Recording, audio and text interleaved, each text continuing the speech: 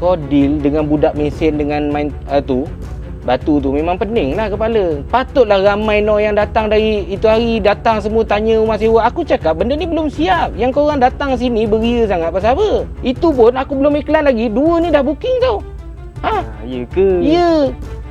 Tinggal ni satu ni je. Kira abang owner sini lah. Aku owner dia.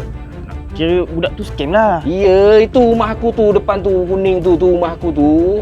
Ini tanah aku juga. Nasib baik saya tak sempat bayar bang. Dah scan dah. Tak sempat nak masukkan duit je. Lain kali kau cubalah selidik dulu kat sini ada jiran-jiran. Kau cuba tanya jiran-jiran, kalau ya pun kau cari rumah sewa.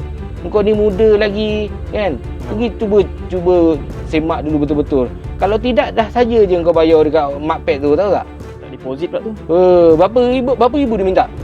Dia minta RM5,000. RM5,000? Atas angin. Atas angin, aku pun angin.